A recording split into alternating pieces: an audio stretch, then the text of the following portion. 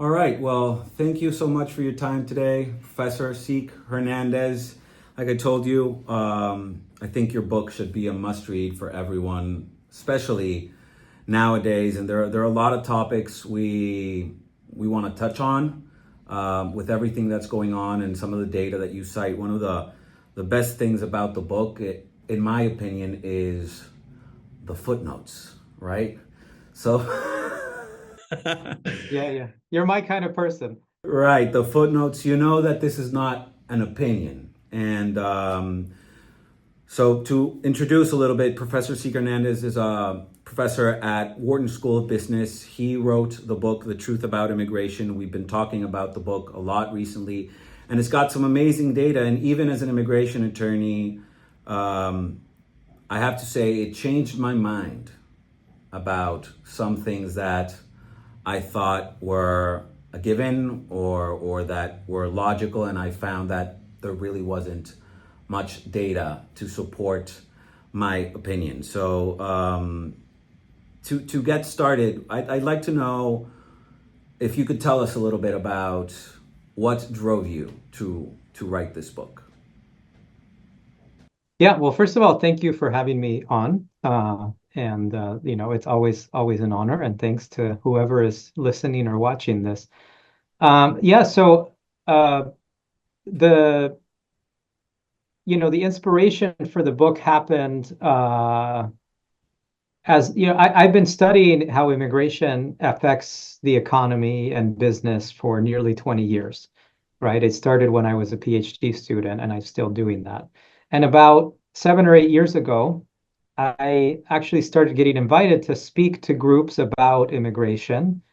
These weren't very large groups, but there were people who wanted to know, okay, what is going on, right? Because Brexit happened, Trump happened, everything that's been happening started happening about that long ago. And so I started doing what professors do. And I thought, well, the first thing I need to do is know how much or what does my audience know about immigration. And so I would start with a questionnaire, about 10 questions to see what the audience knew. And what was surprising to me is how little these audiences knew, almost nothing. And don't you find it surprising that so many of the people have very strong opinions? And you see the comments. I've seen the comments on some of your posts, and they're like, we're not against immigration. We are against illegal immigration. And you're like, Yeah. do you know how hard it is? Yeah, yeah, yeah. Yeah, right. What's interesting is that on immigration, the opinions are strong and people have very little actual knowledge, right? It would be like, arguing with your doctor about cancer, right? When you don't know anything about the disease, right? But someone else told you something, or your fourth cousin 7 times removed once said something about immigration, or you saw Facebook post about the issue. Anyway, but the thing that surprised me was exactly that. Very strong opinions with very little information. But what surprised me even more was how unanimous that was, in the sense that it didn't matter if the group was like kind of leaning left or leaning right, very high levels of education or very low levels of education. In fact, what really opened my eyes was when I got invited to brief a group of congressional staffers on Capitol Hill who are responsible for drafting immigration policy, right? These are the people that advise senators and representatives that you have elected on immigration policy. And they did just as badly on this quiz or this exam as a Rotary Club or anyone else, right? And so that really, really opened my eyes to the fact that there's a lot of evidence that actually we know a lot. We know a lot of things very confidently, and then what people believe is very separate from that. There's just a huge abyss. And so that kind of inspired me to say, well, let me look to see if there's any source out there that kind of clearly and in a simple, accessible way explains what the evidence tells us. And I was surprised to find that it's not really there. It's not that we don't have good evidence, it's just that there wasn't anything translational. And anyway, that was 7 or 8 years ago, like I said, and then maybe about 2 or 2.5 years ago, I finally decided, okay, let me try to write this book, see if it makes a difference. So that's anyway, long-winded way to explain the inspiration. That's where it started. When you were like, before you started writing this, and when you did all this research and you figured out like the data might be there, it might not be accessible because clearly it wasn't. That is, and this is what I got from your book. There's like people in the United States, or because this is where you base your information to, don't know. Like Americans don't even have a reality. Congress staff, they don't know the reality of the immigration, how things are working. But the immigrants are more involved, like people like Diego or me who are U.S. citizens, but we got here, or like yourself, we got here, we went to school here, eventually we established our lives here. Do immigrants know and like see this truth a little bit more clear than Americans? No, that's the other thing is that no, immigrants don't either, right? Because for a few reasons. One of them is like, look, we all have a lot of things to do, right?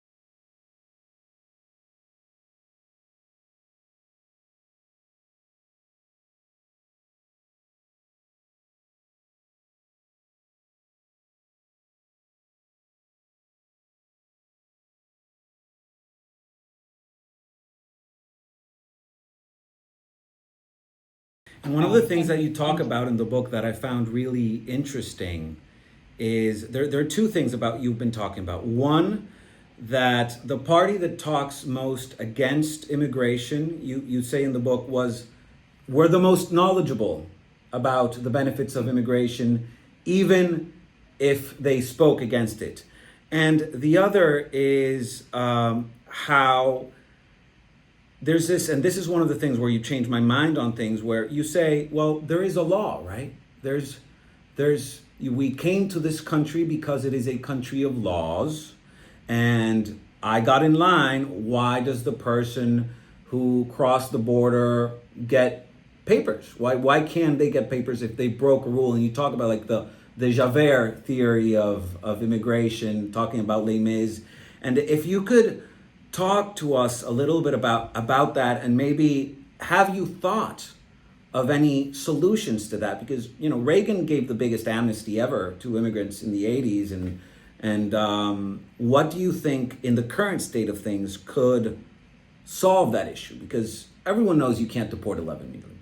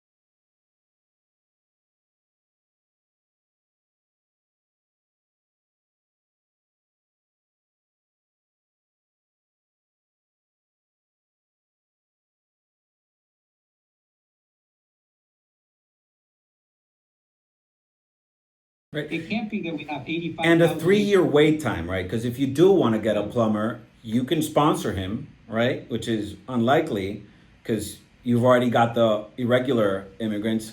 But it's going to take 3.5, 4 years because more, yeah. because the Department of Labor, right? And this is mostly a Department of, well, you've got the visa backlogs, Yeah. but the Department of Labor takes a year and a half to give you the documents. But for people who have no experience, like positions that do not require an experience, the backlog is even more because it's 2021. Right. So it's like you have to spend your whole life waiting for this. And this is an American employer who says, I need this person. And we always wonder, and I wanted to get your opinion about this because maybe it goes along with your book, but it also it's an opinion. It's not just based on data. It's like, how does a company, like if the country needs these people, clearly the law does not meet the needs of the country right now. But even a company who wanted to sponsor somebody, let's say somebody with a master's degree, like somebody from India, like even a national interest waiver, anybody who could have any type of application to come here and say, well, you don't need to wait 12 years until you can get your green card. Or 3, as a company, even us, I would say like, well, do I really need this person to go through this process for 4 years? Or I just like wing it or find somebody within the United States, whichever it is, whatever position it is, to fill it out and figure it out, or just hire a remote person abroad, right? Right?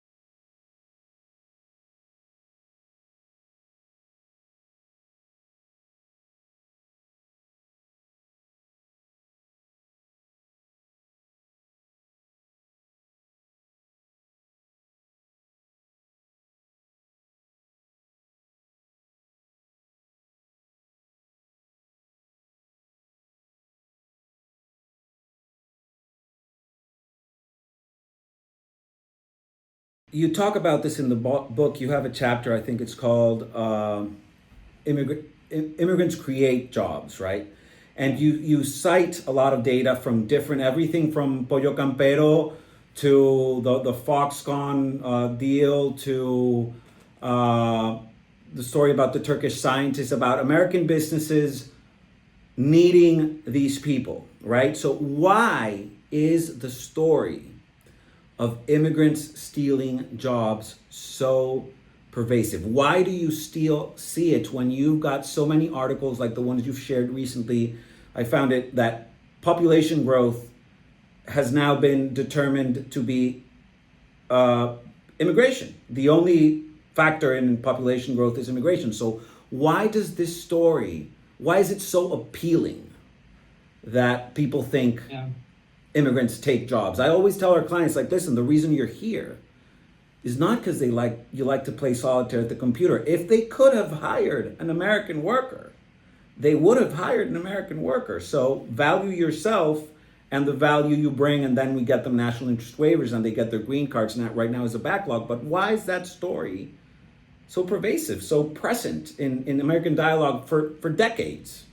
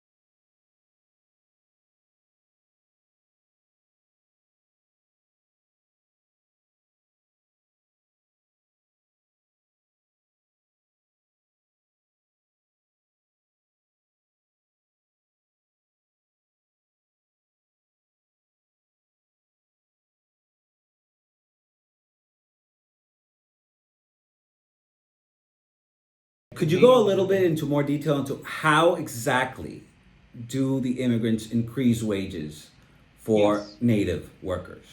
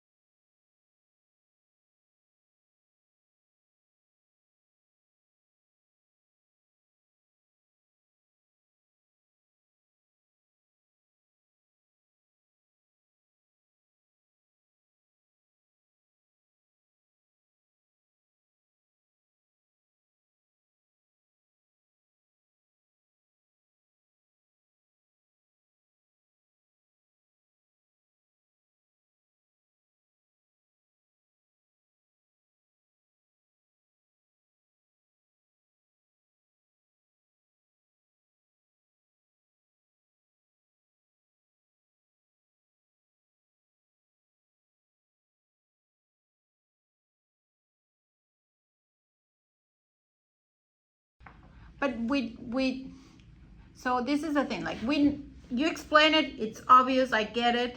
Why do people, why the government, why does this continue to be the same speech over and over without looking at the benefits of it? Like, as a government, you want, like, you want people, you want the farmers to be able to bring food to our tables. You don't want everything going back to Mexico, Canada, or Costa Rica for all the fruits to come from there. You want the farmers to be able to produce, and they need these people to produce.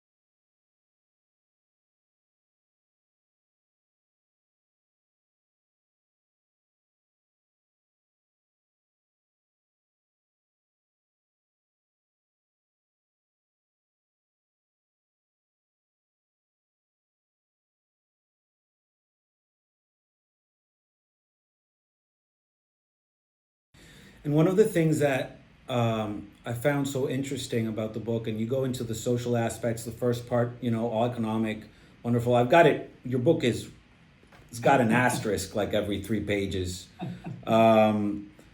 Is the chapter on immigration makes you safer, right? Mm-hmm. And I found that to have so much data, and from police officers, why is it that immigration makes us safer? And that's the first part of what I'd like to talk about. And the second one is, how do you talk to these politicians? How do you convince people when clearly data doesn't work?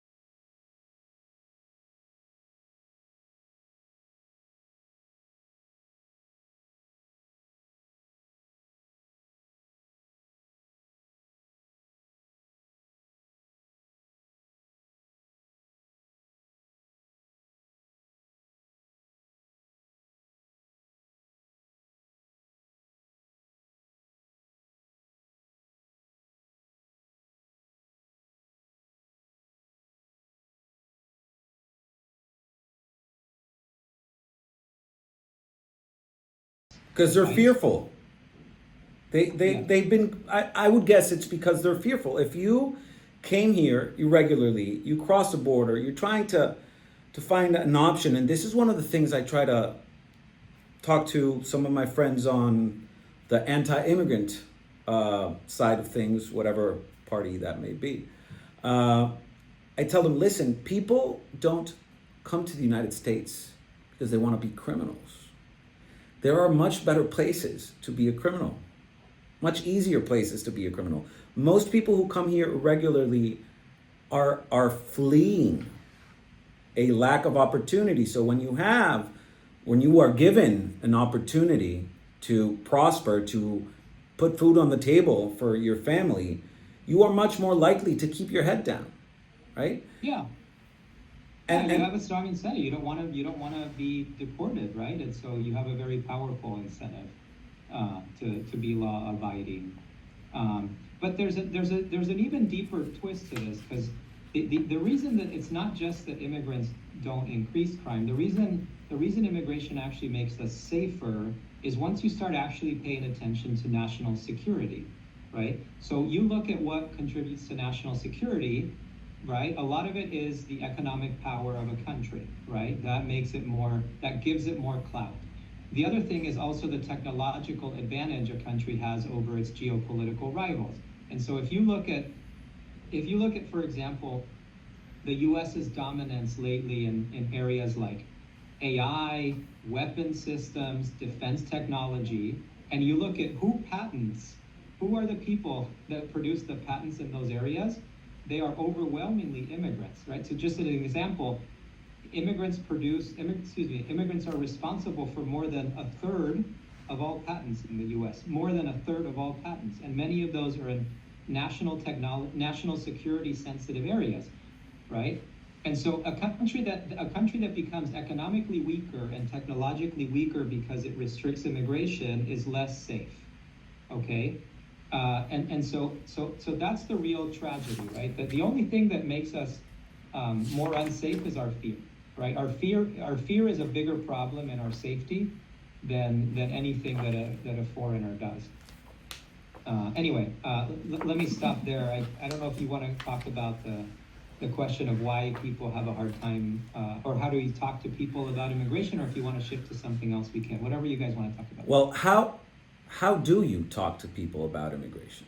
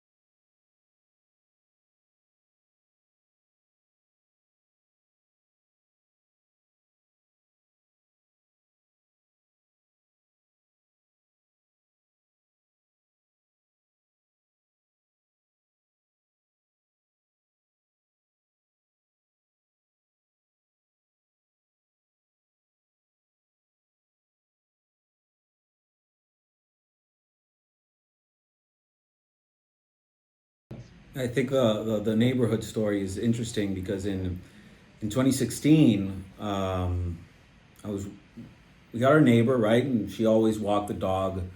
Um, when we walked the dog in the afternoon, we didn't have kids then, so it was easier to do that sort of thing. But we're talking, we're saying, she says, well, what do you think about the election? And I said, well, we're kind of scared, right? We weren't citizens back then, and she said, why are you scared?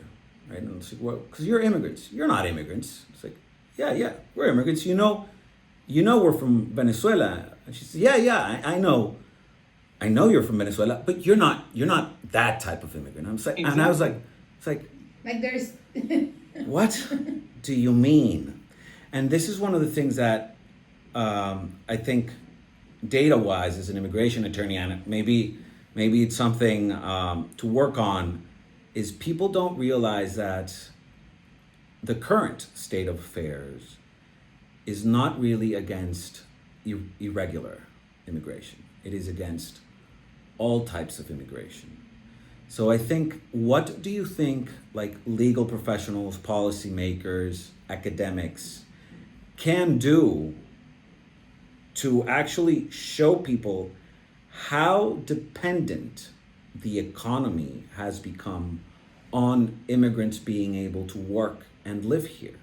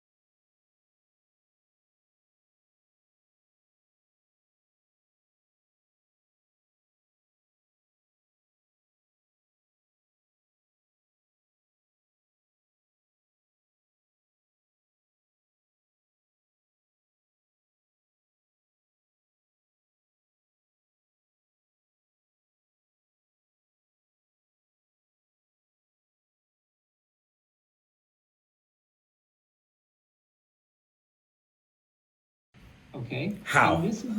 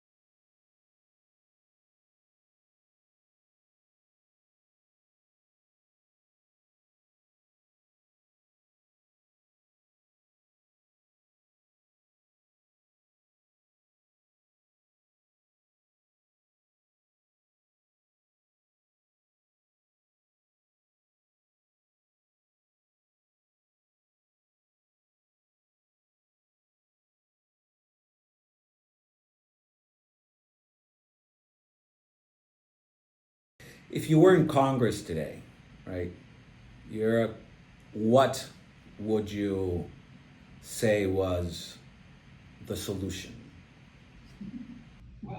Very easy question, Diego. I'm sorry, I've got so many notes. I mean, look, I've got everything here. Look,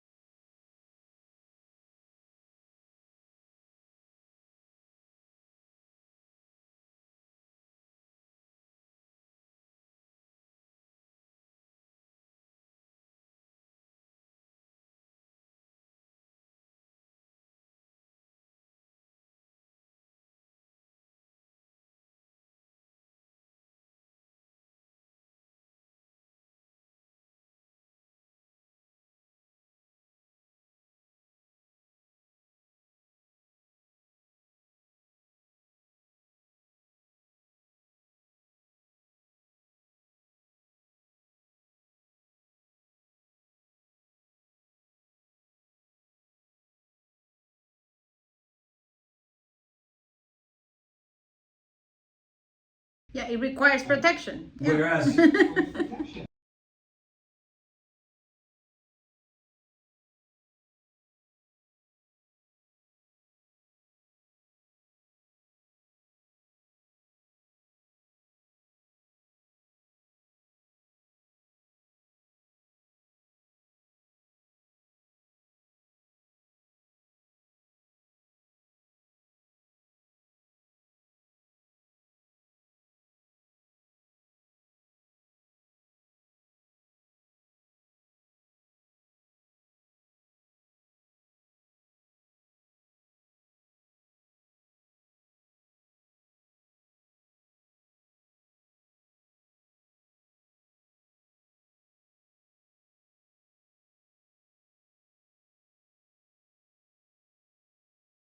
Do you know any other country that sees that way?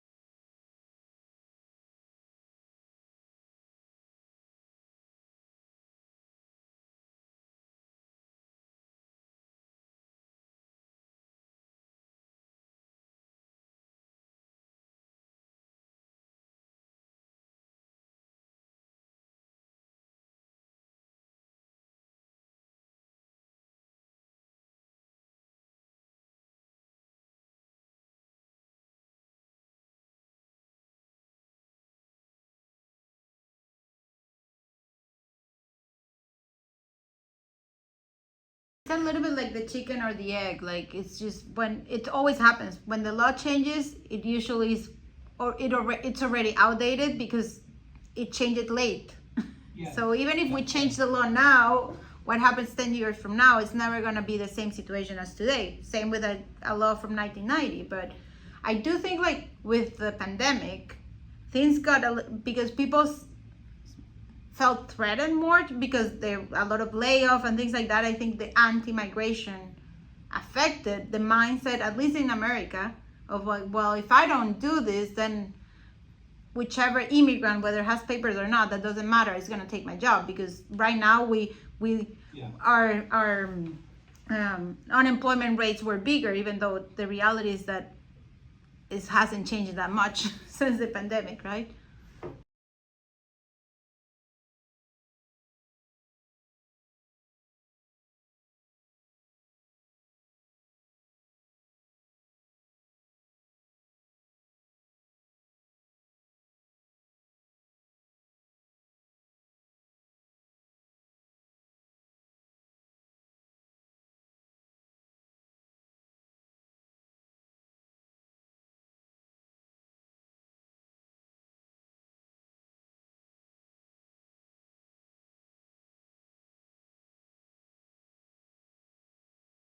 Very small. Yeah.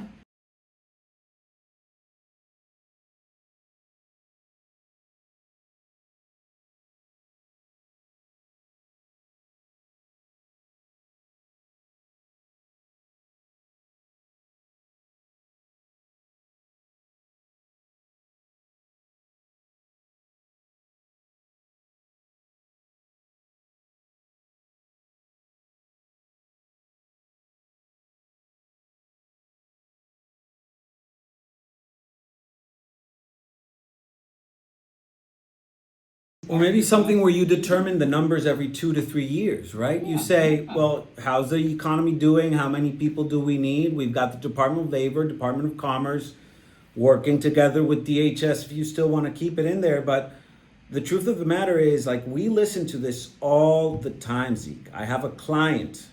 He is building power stations. Like, he tells me, partners with a Mexican national.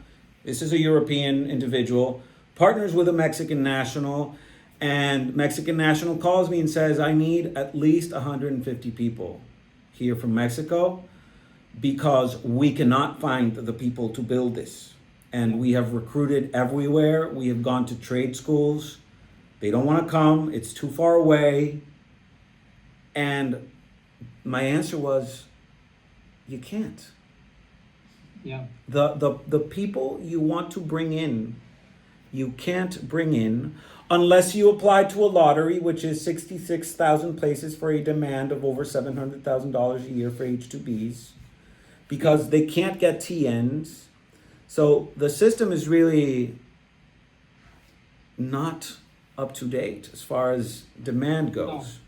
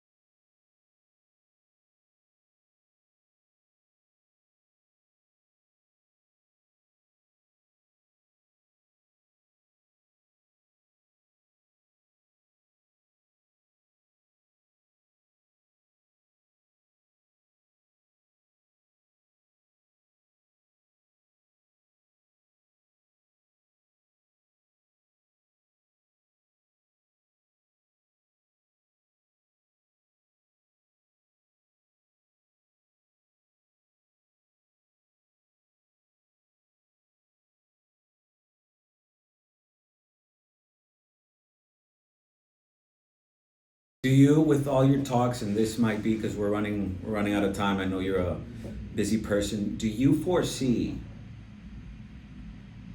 and a glimmer of hope in a change in immigration, in the immigration system, and in the numbers, right? Because right now I think it has a lot to do with an issue of numbers. We've got clients with approved green cards have to wait 2 years, 2.5 years till they actually get it. Is there hope?